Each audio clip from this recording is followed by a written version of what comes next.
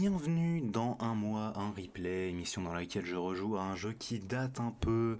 Ce mois-ci, je rejouais à Jump Force, un jeu éclaté, bien sûr, comme tout le monde le sait.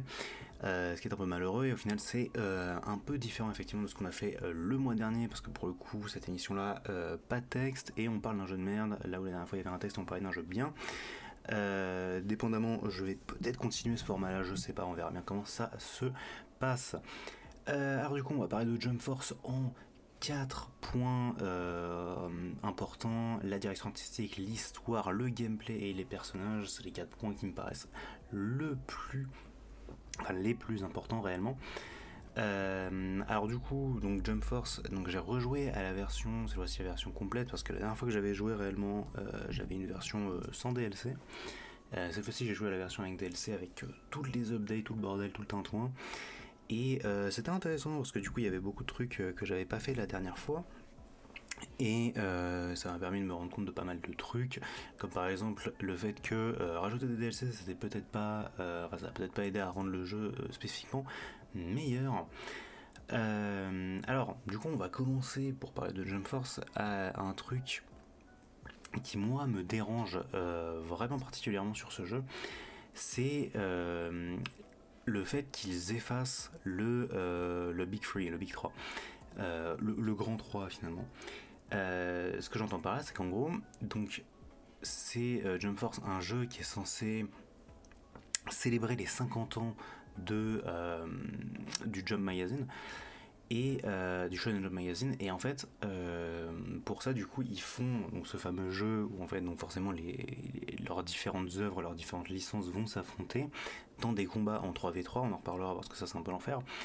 Et donc du coup forcément vu que c'est 3v3, sur la cover il faut 3 personnages, et ils ont décidé de choisir Luffy, Naruto et Goku, donc pour représenter donc One Piece, Naruto et Dragon Ball. Et je trouve que c'est un peu dommage parce que si on pense au Shonen Jump avec 3 licences importantes du Shonen Jump, pour célébrer du coup, je pense que du coup ça aurait été plus intéressant de choisir Bleach que Dragon Ball, parce que je me rends bien compte que Bleach ça vend bien moins que Dragon Ball, mais c'est quand même, je dirais, les 3 licences les plus importantes peut-être. Enfin, dont on se souvient, pas forcément dont on se souvient plus, mais du coup c'est quand même 3 licences assez importantes, c'est le Big 3. Et ça aurait été plus intéressant, et du coup surtout moi ça me montre que ils avaient un peu peur en fait que le jeu se vende pas, et donc du coup ils se sont dit on va mettre Goku sur la cover quand même, parce que ça fait vendre. Donc voilà, ça c'est vraiment le point le plus important que j'aurais aimé aborder avant de commencer, parce que ça fait déjà un peu mal au cœur avant même de lancer le jeu au final. Mais est-ce que c'est mieux quand on lance le jeu? Pas vraiment. En fait, quand on lance le jeu, du coup, il y a un truc qui surprend, c'est qu'en fait, on va créer un personnage. Parce qu'en fait, il y a une espèce de cinématique qui se lance réellement, mais on crée un personnage. Et ça, je pense que c'est déjà aussi une autre erreur, en fait, pour Jump Force. Euh, ça compte, c'est qu'en gros, on crée un personnage qui va venir interagir, en fait, avec les véritables personnages, donc les Goku, les Luffy, les machins. Et en fait, ça, c'est vraiment une erreur à mes yeux, parce que le personnage est un personnage muet, que moi en fait j'appelle réellement, en fait c'est une poupée qu'on va habiller et à qui on va donner des pouvoirs, et qu'on va dire hey, hey regarde j'interagis avec en fait c'est ça, en fait c'est grossièrement t'as une poupée, enfin pas une poupée, des petites figurines Naruto, une figurine Goku machin, et tu les fais interagir avec un gars qui a rien à faire là, genre un Action Man ou quelle autre connerie, et tu fais ouais, moi Action Man regarde il peut faire des Kamehameha, c'est énorme. C'est un peu le vrai problème, parce qu'en gros, et même là en fait c'est pas vrai, parce que genre quand tu le fais comme ça, ta putain de poupée elle a une personnalité, tu vas lui faire parler, tu vas lui faire dire des trucs, que genre ici le personnage n'interagit avec personne réellement, c'est-à-dire qu'en fait grossièrement tout le monde le glaze de ouf en mode waouh mais qu'est-ce qu'il est cool, qu'est-ce qu'il est fort, et ça fait très faux en fait, et je trouve que c'est assez dérangeant là-dessus. En fait, la création de personnages est assez conne en fait, parce que déjà dans G-Star par exemple, c'était que les personnages qui interagissaient entre eux, et ça fonctionnait bien en fait. Du coup, tous les personnages avaient des interactions un peu marrantes, que là, même dans les quêtes secondaires, j'en reparlerai plus tard, mais du coup, on a des interactions qui font pas vraiment de sens, et genre des pairings en fait, finalement, des associations de personnages, pardon, qui n'ont pas vraiment de sens à mes yeux. On en reparlera. Donc du coup, je vais aborder le premier point avec la DA, la direction artistique, qui est un peu faussée, un peu mauvaise à mes yeux, parce que l'idée de la DA, c'était de prendre des personnages d'animé et les foutre dans un setup un peu plus réel, un peu plus réaliste. Et c'est un peu raté, c'est un peu nul, parce que ça va fonctionner sur certains personnages mieux que d'autres. Et l'exemple que je prends souvent, en fait, c'est Luffy, parce que Luffy, il est affreux en fait dans le jeu, parce que les personnages de One Piece sont plus proches d'une BD en fait réellement que d'un d'un truc réel en fait finalement. Donc genre c'est des personnages de comics, de manga, enfin genre forcément ils ont des proportions, des anatomies qui sont pas bonnes. Et sur Luffy ça se remet parce que par exemple du coup il a des très très grands yeux qui sont très ridicules en fait, et une toute petite tête, et genre des grands pieds, des jambes improbables, et donc son anatomie elle est toute cassée. Ce qui se fixe au final un peu quand tu le quand tu le passes en Gear 4, parce que là du coup c'est un peu marrant, parce que du coup forcément genre même dans l'œuvre de base le Gear 4 il a déjà une anatomie assez particulière, donc là ça fonctionne un peu mieux, mais le vrai problème voilà du coup c'est Luffy, parce que tu le vois tout le temps en Luffy de base en fait, donc ça marche pas. Et en fait, juste la plupart des personnages sont assez vraiment bizarres. Et même quand tu prends des personnages comme par exemple Ryo Saeba, qui vont être des personnages qui sont dans un contexte plus réel en fait finalement, parce que Ryo Saeba c'est vraiment un personnage du Japon des années quoi 80-90. Donc forcément ça marche un peu mieux que les autres, mais c'est pas forcément glorieux quoi. Des personnages comme Deku qui paraissent un peu hors du truc, un peu pareil. All Might aussi qui fait très bizarre. Maintenant que j'ai les DLC, je peux le dire du coup. C'est un peu l'idée. Forcément, le truc qu'on va noter là-dessus sur les personnages, ça va être les personnages un peu plus grands du coup, mais qui viennent pour la plupart de Naruto, hein. Enfin, c'est des trucs qui viennent de Naruto et un peu de Yu-Gi-Oh! C'est-à-dire tous les Susanoo, les démons à queue, donc juste Kurama et Ishibe. Et les autres exemples que je vais prendre, du coup, ça va être Slifer et Obélisque. C'est du coup des personnages qui sont gigantesques, qui sont grands et qui fonctionnent étrangement. En fait, les textures sont assez belles, le Kurama est très joli. Je trouve que ça fonctionne, c'est uniquement sur ces personnages-là, je ne saurais pas pourquoi. Et un autre truc que je parlais sur la DA, du coup, forcément, c'est les maps, les stages. Et les maps sont assez sympas pour le coup. Le seul problème à mes yeux, du coup, c'est le hub. En fait, le hub qui est parfaitement affreux pour le coup. Il est trop grand, on se déplace trop lentement dessus. Il y a une zone entière qui n'a aucun sens à mes yeux. C'est une sorte de hangar un peu bizarre de transition entre les différents micro-hubs en fait, de la team Alpha Beta Gamma. C'est pareil aussi ce choix de camp donc entre Alpha Beta Gamma qui n'a absolument aucun intérêt en fait, puisqu'on y retourne, enfin, puisque ça influence que dalle. Ça doit influencer genre avec qui tu te bats contre Kane il me semble à un moment. Donc si c'est Goku, Luffy ou Naruto. Et c'est un vrai problème, on en parlera peut-être un peu plus dans l'histoire. Mais grossièrement, ouais, les maps sont. Sinon, à part ça, les maps sont quand même assez sympas. L'idée des maps, c'était de prendre des endroits du monde réel en fait. J'ai un gros doute, il me semble qu'il y a New York, il y a Paris, il y a San Francisco, enfin il y a beaucoup d'endroits comme ça. Et l'idée c'était de les prendre comme ça et de les fusionner avec des vrais spots d'animé. Donc par exemple l'exemple que je vais prendre c'est du coup il y a donc la map de Paris qui est fusionnée avec le sanctuaire de Senseiya, qui est une bonne idée en somme, ça fonctionne, c'est sympa. Euh, les spots sont assez spécifiques du coup, et en plus il y a ce système de changement de map qui est déjà pas expliqué dans le tutoriel, donc du coup faut aller checker dans les trucs et tout, ce qui est un peu dommage. Mais sinon, à part ça, les maps sont quand même assez cool. Après, il y a des maps qui font pas vraiment sens, comme par exemple, du coup, Konoha qui est juste Konoha, ou Marineford qui est juste Marineford. C'est ok, du coup, on sort un peu du truc, c'est un peu dommage. Mais à part ça, sinon, voilà, les maps, c'est quand même, je dirais, un des points forts du jeu pour le peu qu'il en est. On va maintenant passer, du coup, à la partie un peu plus histoire. Donc c'est une partie qui va certainement durer pas très longtemps parce que il n'y a pas beaucoup d'histoire au final, et enfin l'histoire est assez l'histoire de Jump Force grossièrement c'est juste qu'il y a un espèce de gros bad guy qui fout un bordel pas possible et qui envoie des espèces de petits monstres qui ont des pouvoirs d'animé dans le monde, et qui ça casse tout, et du coup les gentils doivent réparer. Si je briefe le truc quoi, vraiment Si j'abrège, c'est ça. Et l'idée, c'est que du coup, il va y avoir plusieurs nouveaux personnages qui viennent de nulle part. Le directeur Glover, Kane, du coup, qui est un méchant, Galena, qui est une méchante, Prometheus, qui est un méchant, sauf qu'en fait, plot twist, le directeur Glover et Prometheus, c'est la même personne, ce qui veut dire que le gars, c'est à la fois un gentil, un méchant, euh, et il joue dans les deux camps, c'est incroyable, au final, c'est juste un bad guy, et il a pas de motivation à part vouloir probablement reformer le monde et créer faire un monde où il y a tous les shonen en même temps. C'est stylé, mais ça marche pas. Et, euh, et en gros, il y a ce truc aussi avec Prometheus qui me rend zinzin, c'est que déjà son car design est assez moche en fait, grossièrement. Enfin, Kain et Galena ils sont pas folichons non plus, mais du coup t'as la comparaison avec Mira et Towa qui est un peu drôle. Mais à part ça, il n'y a pas grand chose. Et du coup, en fait, il y a un truc un peu marrant avec Prometheus, avec toute cette séquence finale, c'est que. Oui, alors mention rapide, il y a une séquence d'histoire avec Galena et Sanji qui est parfaitement immonde. Voilà, grossièrement, le personnage de Galena est déjà pas ouf. Sanji est pas ouf non plus en tant que personnage, genre globalement en fait dans sa série, post-timeskip, je veux dire. Donc c'était l'enfer. Et en plus, qu'est-ce que Sanji fait là, MDR. Et comment il s'appelle, Kane est sinon vaguement intéressant en tant que personnage, mais c'est surtout les noms de ses attaques qui sont cool, je trouve. Le Plan Breaker, le Cosmic Overload, c'est des attaques un peu marrantes. Je parlais de Prometheus du coup parce qu'il y a un truc un peu marrant dans ces deux combats finaux, ça ne se dit pas. C'est-à-dire qu'en fait, quand Prometheus il est dans cette espèce de salle du trône et on l'affronte deux fois, donc d'abord sans pouvoir, ensuite avec des pouvoirs.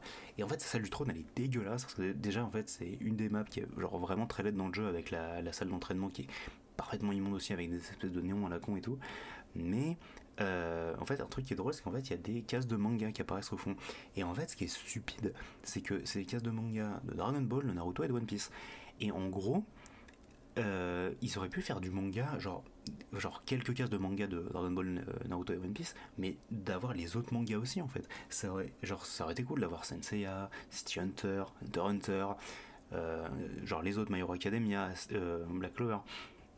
Des trucs un peu plus comme ça, peut-être moins iconiques pour le coup, pour Black Clover et pour My Hero Academia, parce qu'à ce point-là, du coup, c'était moins iconique. Je trouve que My Hero Academia, c'est plus si c'est à ce niveau-là maintenant. Et pourquoi surtout aussi je parle de Deku et de Asta, parce qu'en fait ils sont là, en fait ils sont censés être dans la zone du trône, en fait une espèce de combat final, mais le combat final est assez éclaté parce que du coup on a les trois protagonistes machin à la con plus Deku et Asta, et dehors, du coup, hors de la salle du trône, il y a encore des sbires, et du coup, qui nettoie les sbires? C'est Sasuke, Vegeta et Ichigo, et ça n'a aucun sens parce que du coup, pourquoi Ichigo il est pas là alors qu'il y a Asta dans la salle, alors qu'il y a Deku dans la salle? C'est stupide, bref. L'histoire globalement est mauvaise, hein, voilà.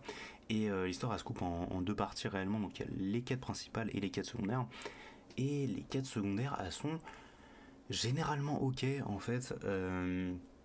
Mais c'est là qu'on va avoir du coup le plus de comment d'interaction entre les personnages. Alors il y en a des bonnes, par exemple du coup il va y avoir une mission où il y a Jotaro et Kenshiro qui se bastonnent, et c'est un peu marrant du coup parce que c'est les deux gars qui sont en mode ouais on parle avec nos poings machin, et c'est un peu cool. Il y a Yusuke qui va interagir avec les Shinigami parce que du coup bah voilà le détective du monde des esprits et les Shinigami, du coup tac tac tu vois ça match vite fait, enfin même si dans la quête du coup Rukia elle est assez désagréable avec lui, il va savoir pourquoi. Mais du coup, c'est un peu marrant, sachant qu'en plus récemment on a eu la Death Battle Yusuke Ichigo, voilà, j'en parle, c'est un peu marrant. Elle était assez sympa. Et il y a des interactions un peu comme ça, un peu marrantes, mais il y a deux quêtes qui, moi, m'ont fait tiquer. C'est par exemple, il y a une quête de DLC où en fait il y a Yei qui vient et qui fait ouais, j'aimerais, et je sais qu'il y a un maître des dragons à Jump Force, j'aimerais l'affronter. Et du coup, nos personnages ils vont chercher un maître des dragons, et en fait, c'est stupide parce que le maître des dragons qu'ils amènent, c'est Yugi. Et en fait, genre, ok, genre Yugi il a des dragons, ok, il a Slifer, mais genre, c'est trop bizarre parce qu'en plus, du coup, vu qu'il c'est un personnage de DLC, tu peux te dire, ah ouais, ils vont ramener Kaiba. Non, ils ramènent pas Kaiba. Ok, mais ils vont ramener Dai de la quête de Dai. Non plus. Peut-être ils vont ramener Shiryu. Non plus. Ils ramènent Yugi. Il y avait trois autres maîtres des dragons qui étaient plus intéressants que Yugi, et ils le ramènent. C'est un peu bizarre à mes yeux. Mais voilà, et une autre quête qui était un peu bizarre à mes yeux, c'était Deku, qui a pas trop de confiance en lui par rapport à du coup les autres personnages qu'il voit, qui font des trucs de malade, notamment Vegeta en fait. Et du coup, en fait, il a une perte de confiance en soi, en lui. Et du coup, pour regagner cette confiance, il va voir Ryo Saeba. C'est-à-dire que, genre, des coups, il voit tout le monde qui envoie des lasers, qui fait des invocations, machin et tout. Et le mec, il va voir le type qui se bat avec un gun et un shotgun et une mini. Euh, Stupide. À mes yeux, stupide. Les interactions sont un peu. C'est un peu 50-50 en somme, et parfois, du coup, il y a un peu de la mischaracterization, donc du foirer le caractère des personnages.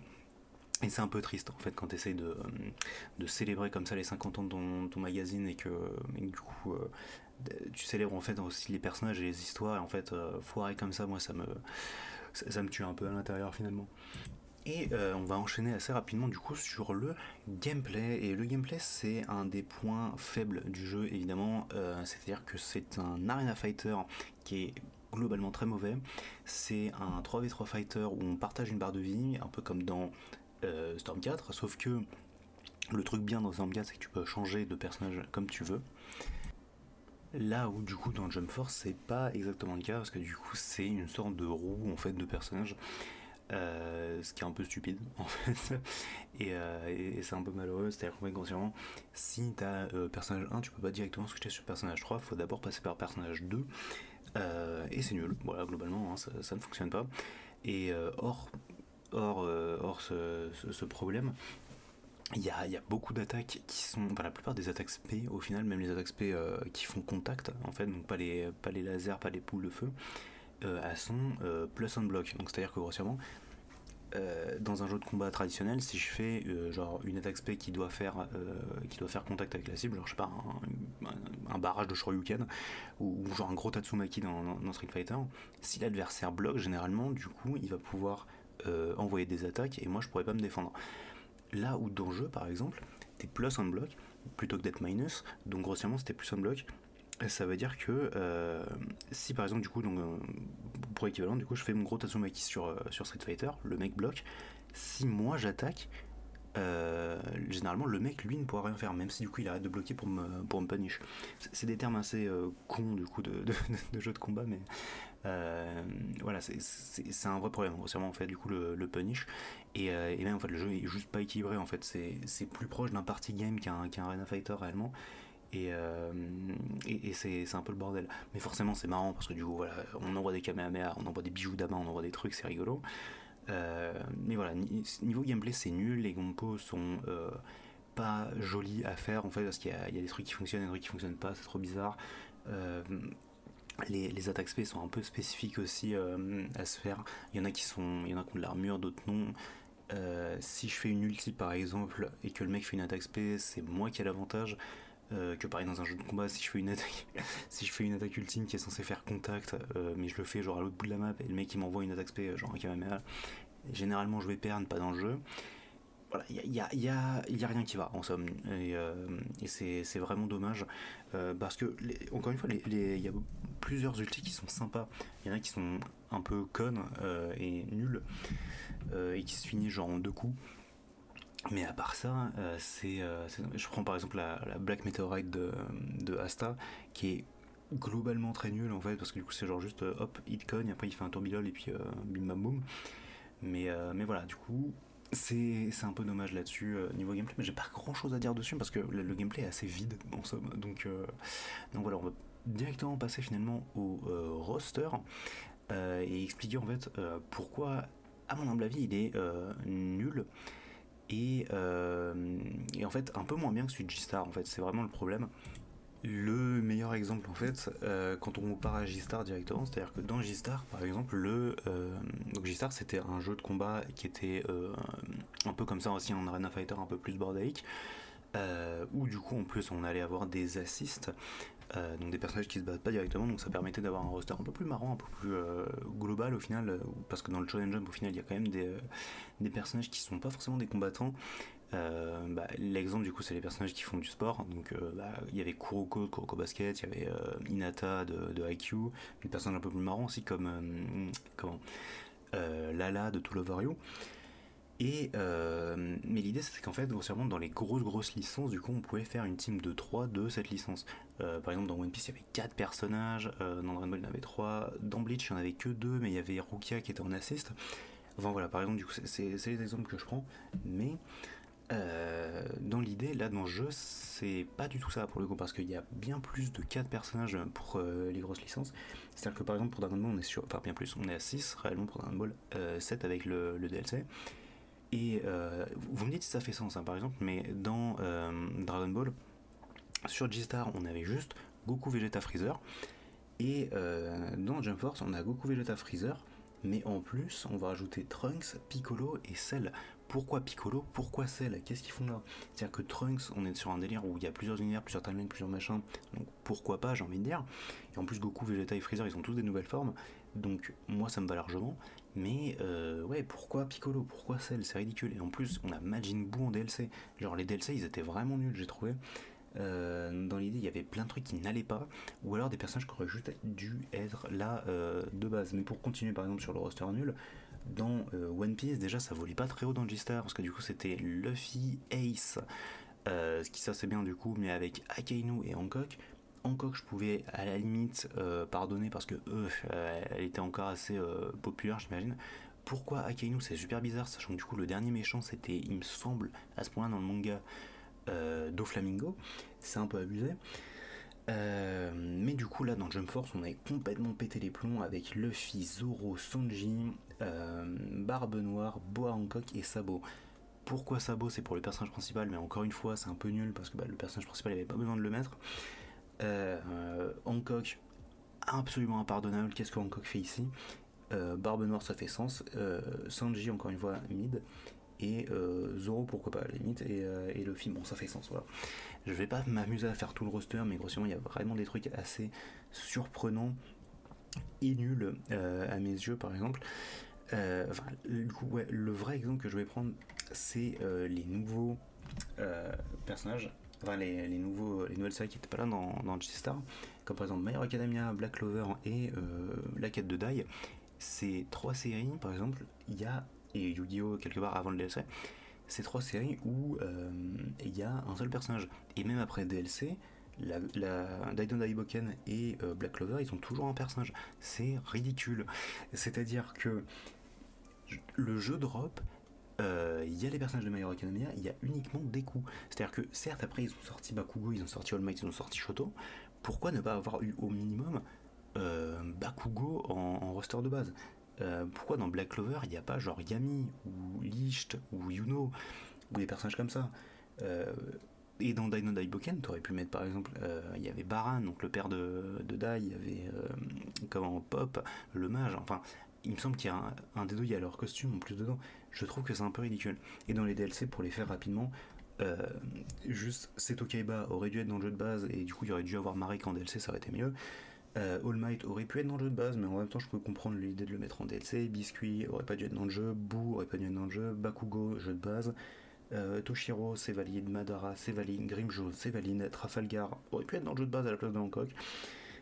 Shoto, je suis pas tout à fait d'accord avec le fait qu'il soit dans le jeu, enfin, c'est un peu mid. Meruem, ça fait sens, Yei aurait dû être dans le jeu de base, Yoroichi n'aurait pas dû être dans le jeu, et Giorno aurait pu être dans le jeu de base.